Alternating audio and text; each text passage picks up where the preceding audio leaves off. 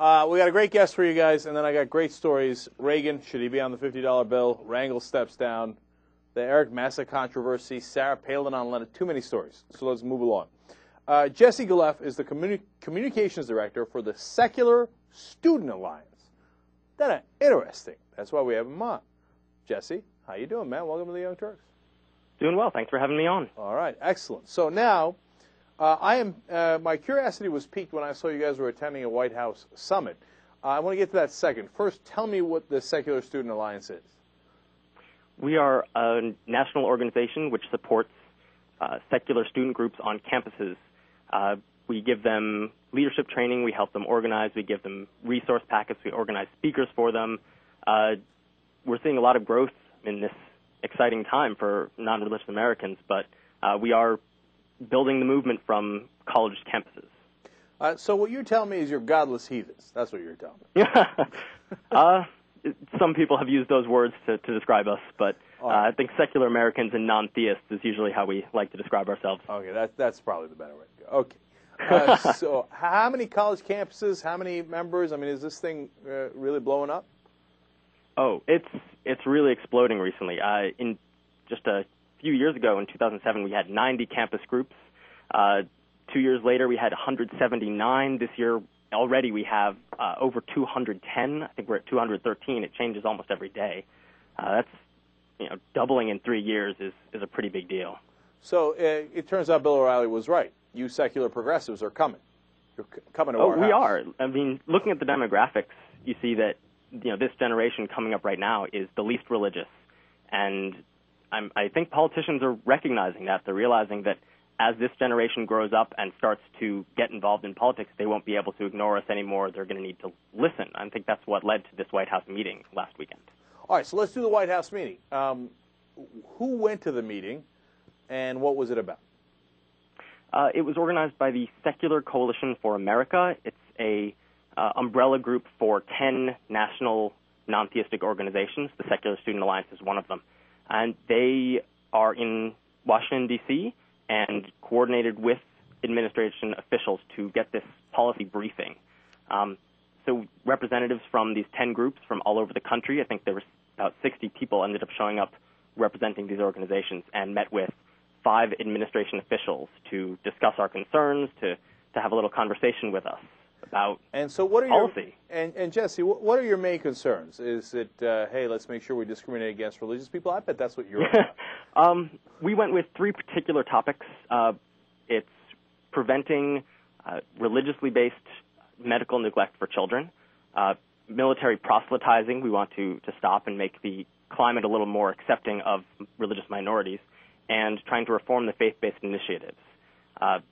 These are nice, non-controversial topics of trying to end discrimination and protect children, which is why I think it's funny for us to be called hate-filled by a lot of the religious right when we go in and ask to protect children. Bill Donahue is a religious yes. nut runs the Catholic League. He's come after me in the past, too. I saw he came after you guys. What's his beef with you guys? I mean, okay, so some people in the country believe in religion, some don't. Why are you the bad guys? I really think that as non-belief becomes more acceptable, the privileged place that religion has in politics is going to go away, and I think he's scared of that. He's afraid of the fact that non-believers are actually being heard, they're becoming part of the process. And, he lashes out at us for being hate-filled and zealots, and I really think that's just because he's worried that we're suddenly actually having a voice in politics. And, of course, there's a little bit of projection there, too.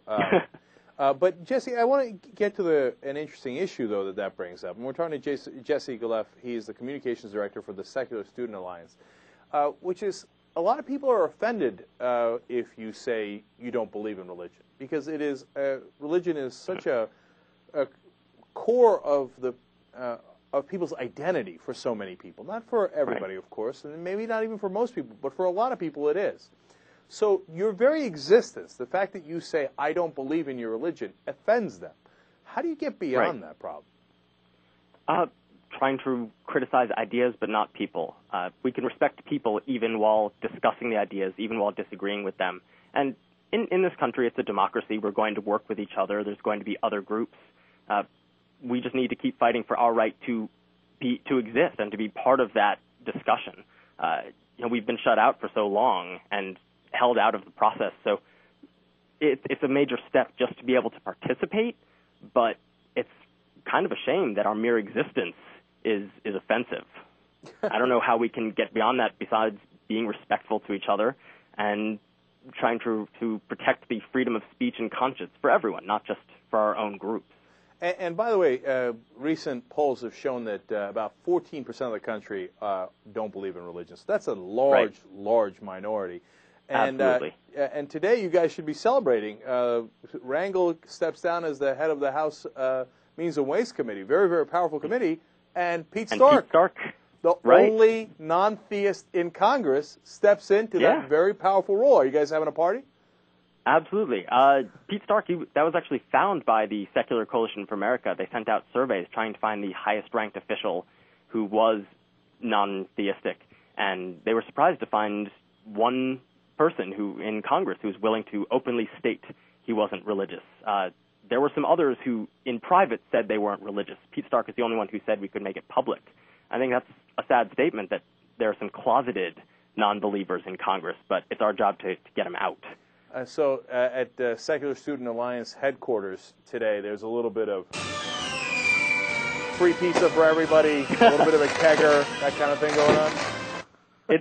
There's been a feeling of giddiness ever since the White House event. Things just keep coming. Good news from all places. And I have to say the Bill Donahue press release, the various hate news, hate mail, it's kind of a good thing, too. It shows that we're getting to them. All kinds of good things are happening. That means you're on the map, Jesse, so that's a good thing. Yeah. All right. So before we leave you, give us a website that people can go to if they're interested. For our personal organization, it's the Secular Student Alliance at secularstudents.org. And for the coalition, just secular.org. Oh, well, those are easy. All right. Excellent. Yeah. Jesse, thanks so much for joining us on the Young Turks. We really appreciate it. No, thank you.